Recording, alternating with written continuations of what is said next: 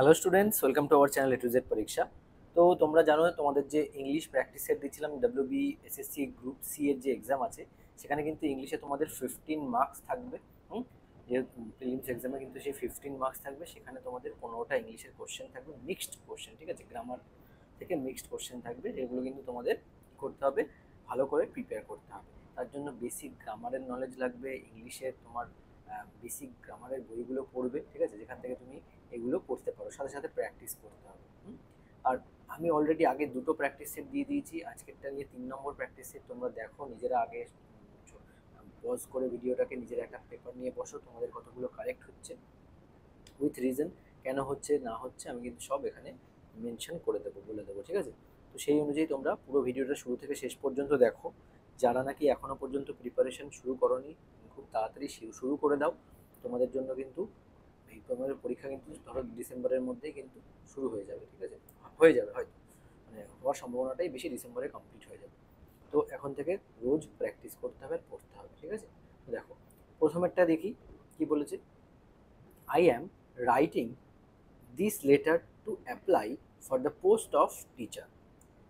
The above line would be used in, তাহলে এটাকে, এই যে লাইনটা বলা হচ্ছে যে I am writing this letter to apply for the post of teacher, তাই তো। তো এই যে লাইনটা বলা হয়েছে উড বি ইউজড ইন, তাহলে এটা ইউজড কোথায় হয়, উড বি ইউজড ইন, বোঝা গেছে। তাহলে এখানে আমাকে কি করতে হবে, এখানে অপশানসগুলো ভালো করে তোমায় পড়তে হবে। কিভাবে, দেখো, এখানে যে অপশানসগুলো দেওয়া আছে, আগে খুব ভালো করে তোমরা যে কোনো যখনই কোশ্চেন পাবে ঝটপট করে অ্যান্সার করে দেওয়ার চেষ্টা করবে না, আগে ভালো করে কোশ্চেনটা পড়বে, ইনস্ট্রাকশনটা কি দিতে দিয়েছে, কি বলেছে, কি চাইছে, সেটা আগে ভালো করে দেখবে। আগে ভাবছো দেখেই যায় এটা হবে, দুম করে অ্যান্সার করে দিলে, তো তখন কি হয়ে যায়, তখন জিনিসগুলো ভুল হয়ে যায়, ঠিক আছে। তো এই জিনিসগুলো কিন্তু একদমই করা চলবে না।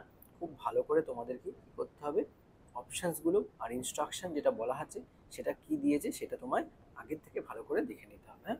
তো দেখো, ফার্স্টে অপশানে কি বলেছে, ফার্স্ট অপশানে বলেছে যে ইনভিটেশন লেটার, এটা কি এক ধরনের, এটা ইনভিটেশন লেটারের মধ্যে ইউজ হয়, উড বি ইউজড ইন। তাহলে ইনভিটেশন লেটারে না অ্যাপ্লিকেশন লেটার, না কমপ্লেন্ট লেটার, না কংগ্রাচুলেশন লেটার, কোনটা কারেক্ট হবে, হ্যাঁ। এই যে রয়েছে I am writing this letter to apply for the post of teacher, তাই না। তো apply for the post of teacher বোঝাই যাচ্ছে, এখানে লেটার কি ধরনের লেটার, এটা এটা লেখা হবে। তো এটা কি ধরনের হবে, অ্যান্সার তো বুঝতেই পারছো, কারেক্ট অ্যান্সার হবে অ্যাপ্লিকেশন লেটার, তাই না। কারেক্ট কারেক্ট অ্যান্সার কি হবে, অ্যাপ্লিকেশন লেটার, বোঝা গেল। যার যার হলো তারা মার্কস দাও। আর পরেরটা দেখো কি হবে, কত মার্কস হলো অবশ্যই কিন্তু কমেন্ট করে তোমরা জানাবে, তাহলে কি একটা ভালো প্র্যাকটিস তোমাদের হবে, হ্যাঁ। আচ্ছা, আর তোমাদের কিন্তু আরেকটা কথা বলার, যে আমাদের কিন্তু এই ডাব্লিউবি এসএসসি গ্রুপ মানে সিডির জন্য কিন্তু ব্যাচ আসছে, ঠিক আছে।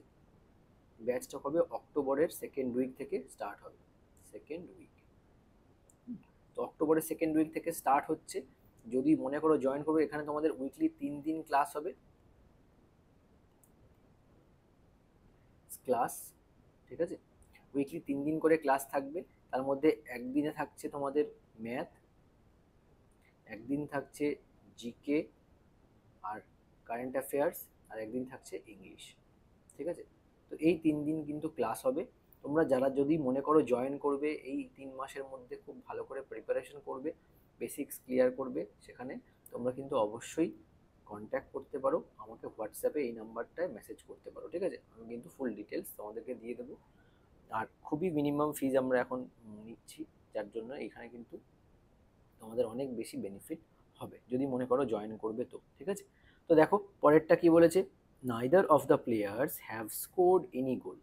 কোন পার্টে ভুল আছে দেখো, এখানে এ পার্টে ভুল আছে, নাইদার অফ দ্য প্লেয়ার্স আছে, দেখো প্লেয়ারগুলোর মধ্যে কেউ নয়, তাই না, নাইদার নাইদার অফ।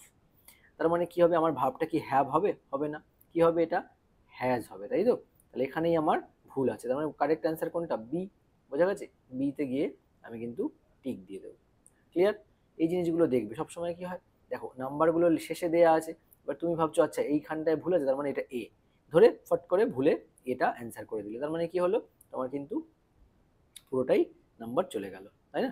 তো এইভাবে কিন্তু তোমাকে বুঝতে হবে, আগে তাড়াহুড়ো করলে কোনো কিছুতেই কিন্তু ঠিকঠাক হয় না। এটা এটা তোমরা যারা এক্সাম দিয়েছো তোমরা জানো, বাড়িতে এসে মনে হয় যে ইস, এই জায়গাটা এত সিলি মিস্টেক করাটা ঠিক হয়নি।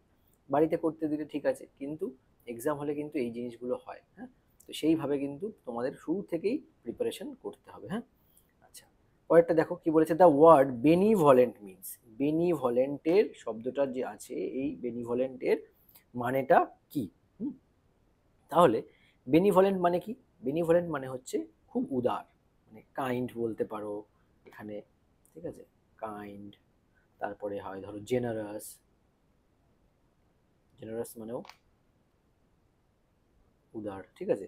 তারপরে হয় ধরো চ্যারিটেবল, উদার, বেনিভলেন্ট, ঠিক আছে। কারেক্ট অ্যান্সার তাহলে এখানে কোনটা হচ্ছে? Kind hearted. Clear? Correct answer kind hearted. হুম, আচ্ছা, এই হলো আমাদের তিনটে কোশ্চেন। অবশ্যই কিন্তু চ্যানেলটাকে সাবস্ক্রাইব করে নিও, যারা প্রথমবার দেখছো আগের দুটো ভিডিও দেখে নিও, প্লেলিস্টে আমি অ্যাড করে দেবো, এবং পরে ভিডিও শেষে একদম প্লেলিস্ট থাকবে, পরপর কিন্তু প্লেলিস্ট থেকে দেখে নেবে, ঠিক আছে। আচ্ছা, নেক্সট দেখো কি বলেছে, পিক দ্য কারেক্ট সেন্টেন্স।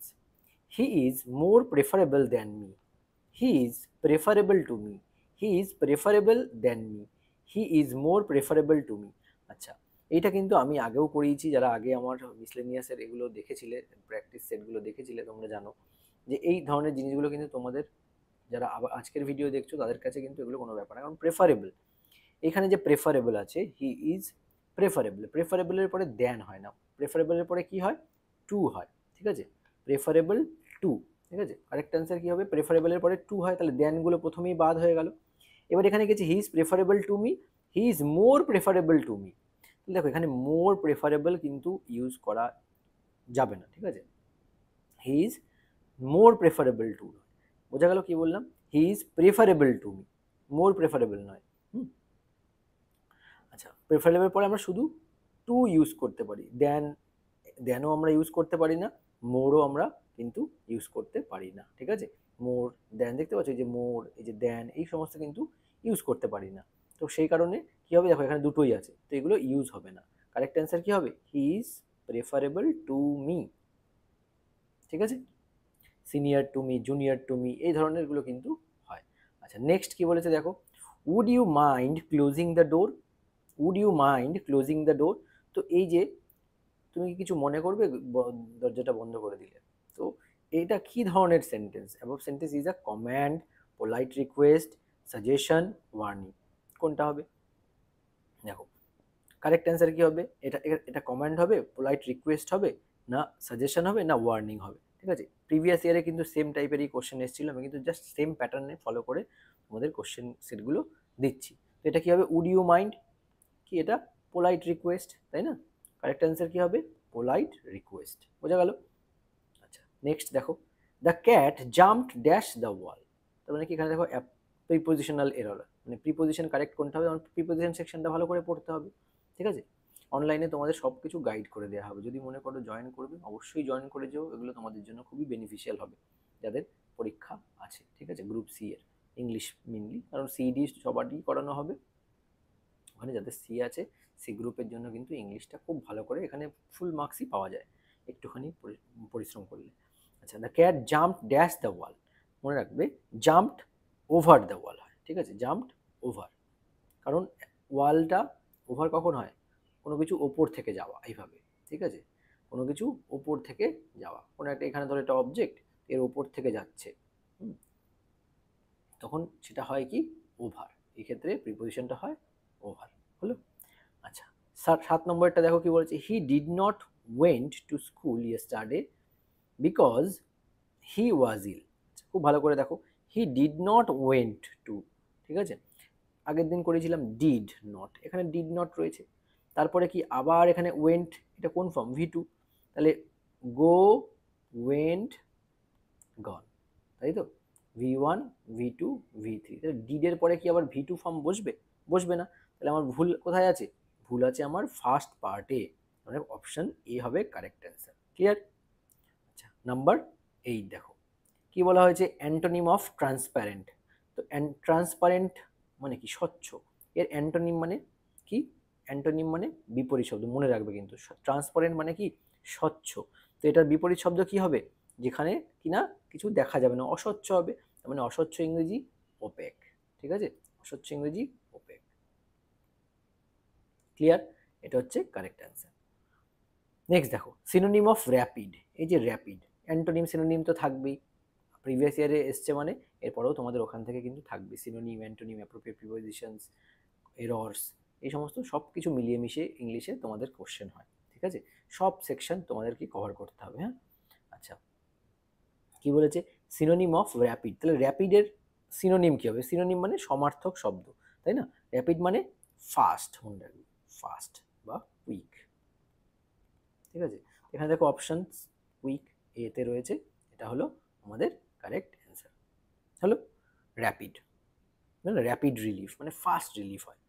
আচ্ছা, নেক্সট নাম্বার 10 দেখো, the teacher punish the boy because he was late. The teacher punish the boy because he was late, তাই তো? এটা কি ধরনের সেন্টেন্স? সিম্পল, কমপ্লেক্স, কম্পাউন্ড আর ইন্টারোগেটিভ? দেখো বিকজ দিয়ে জয়েন করা হয়েছে, তাই তো? Because he was late. এবার কি করে বুঝবে? সিম্পল, দেখবে মেইন ক্লজ দুটো থাকলে সেটা হবে কি, আমি আগের দিন বলে দিয়েছি যে সিম্পল সেন্টেন্সে একটাই মেইন ক্লজ থাকে, আর কমপ্লেক্স সেন্টেন্সে একটা মেইন ক্লজ প্লাস আর একটা সাবঅর্ডিনেট ক্লজ থাকতে পারে, একটাও থাকতে পারে, দুটোও থাকতে পারে। কম্পাউন্ডে কি, মেইন ক্লজ থাকবে দুটো, বোঝা গেছে? আর ইন্টারোগেটিভ সেন্টেন্সে তো কোশ্চেন মার্ক থাকবে, তো ইন্টারোগেটিভ প্রথমেই বাদ হয়ে গেল, মেনলি আমাকে সেন্টেন্সের প্যাটার্ন দেখতে হবে। তো এখানে দেখো দ্য টিচার একটা সাবজেক্ট, V1 এই V2, আর দ্য বয় এটা অবজেক্ট, তাহলে এই একটা মেইন ক্লজ আমি পেয়ে গেলাম, এটা কারোর উপর ডিপেন্ড করছে না, তাহলে এখানে একটা মেইন ক্লজ রয়ে গেছে।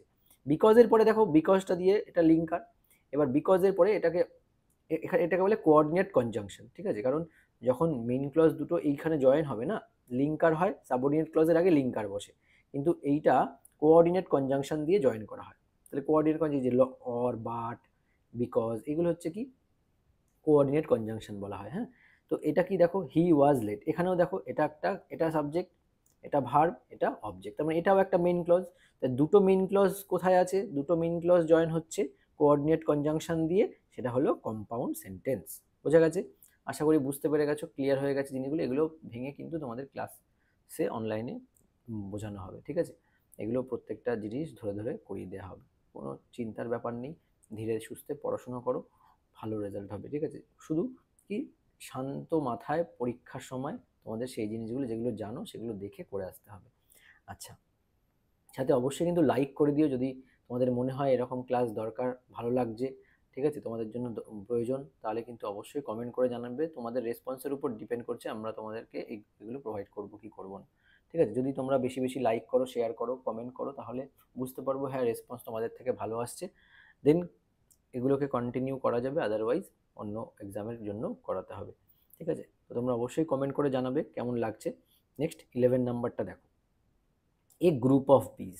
তাহলে এ গ্রুপ অফ কালেকটিভ নাউন, তোমরা জানো একটা কালেকটিভ নাউন থেকে প্রশ্ন থাকে, তো গ্রুপ অফ বিজকে কি বলে? অবশ্যই এগুলো বলে দিয়েছিলাম আগে, প্রত্যেক দিন কিন্তু আমি আলাদা আলাদা জায়গা থেকে ওই সেম সেম টাইপের কিছু একটা নিয়ে করে দিচ্ছি, ঠিক আছে, যেগুলো প্যাটার্নটাকে ফলো করছে। তো আ সোয়াম অফ বিজ কি হবে? সোয়াম অফ বিজ, এটা হচ্ছে বিজের ক্ষেত্রে গ্রুপ অফকে কি বলে? এটা কালেকটিভ নাউন সোয়াম, ঠিক আছে? আচ্ছা, pick out the correct sentence. She do not know me, she does not knows me. দেখো ডাজ নট নোজ, এখানে ডাজ নট নো, এখানে ডিড নট নোজ, তাহলে ডিড নট এর পরে তো নোজ হবে না, তাই তো? Does not know. আচ্ছা দেখো কারেক্ট অ্যান্সার কোনটা? ডাজ নট নো মি, কারণ কি she subject third person singular number, তারপরে ডাজ হবে। আচ্ছা, then does not know me হয়ে গেল। এবার দেখো শি ডু নট তো হবেই না, তার মানে এটা কাটা হয়ে গেল, she subject third person, third person singular number হলে ভার্বের সঙ্গে এস বা ইএস যোগ হয়, তাই তো? এখানে কিন্তু এস বা ইএস যোগ হয়েছে। তারপরে V1, নোটা কি V1, এখানে V1 নর্মাল V1 হবে, মানে ভার্বের ফার্স্ট ফর্ম হবে, বোঝা গেছে? আচ্ছা, নাম্বার 13 দেখো, the doctor advised him to dash some rest, to take some rest, took some rest, taken some rest, to এর পরে ইনফিনিটিভ, টু এর পরে কি হবে? টেক, তাই তো? আচ্ছা, number 14, he could not find out the reason, choose the synonym of the underline phrasal verb. Could not find out the reason, এখানে কোন ফ্রেজাল ভার্বকে কথা বলেছে? ফাইন্ড আউট, তোমাকে এটার বার করতে বলেছে, এটার কারেক্ট ফ্রেজাল ভার্বটা কি হবে, এই ফ্রেজাল ভার্বটা সিনোনিমটা কি হবে? ফাইন্ড আউট দ্য, মানে খুঁজে পাওয়া, তাই তো? He could not find out the reason, তাহলে কারেক্ট অ্যান্সার কি হবে? ডিসকভার করা, খুঁজে পাওয়া, খুঁজে বার করা, বোঝা গেছে? লাস্ট কোশ্চেন, এই অ্যান্সারটা তোমরা কমেন্টে বলবে, হ্যাঁ।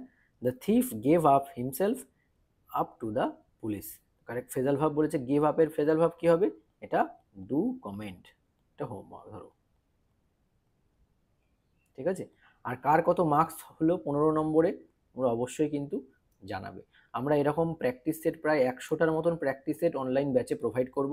100টা প্র্যাকটিস সেট প্রায় ধরো টোটাল সব মিলে 4-5 হাজার কোশ্চেন মতন থাকবে, সব সাবজেক্ট মিলে। সেরকম ধরনের প্র্যাকটিস সেট কিন্তু আমাদের অনলাইন ব্যাচে প্রোভাইড করা হবে। যারা যারা জয়েন করতে চাও অবশ্যই জয়েন করে যেও গ্রুপ সিডি ব্যাচে, ঠিক আছে? এরপরে কিন্তু মানে দেরি হয়ে যাবে, কারণ আর মাত্র 3 মাস মতো সময় তোমরা পাবে হাতে, ঠিক আছে? তো চলো, আজকের ভিডিওটা এখানেই শেষ করছি। ভালো লাগলে অবশ্যই লাইক করে দিও এবং রেসপন্ড করো কেমন লাগলো তোমাদের। আর এগুলো ফার্দার কন্টিনিউ করবো কি না করবো তোমাদের রেসপন্সের উপর কিন্তু ডিপেন্ড করে এটা হবে, ঠিক আছে? তো চলো আজকে এখানেই শেষ করছি, আবার দেখা হচ্ছে তোমাদের সঙ্গে নেক্সট ক্লাসে। Thank you so much for watching.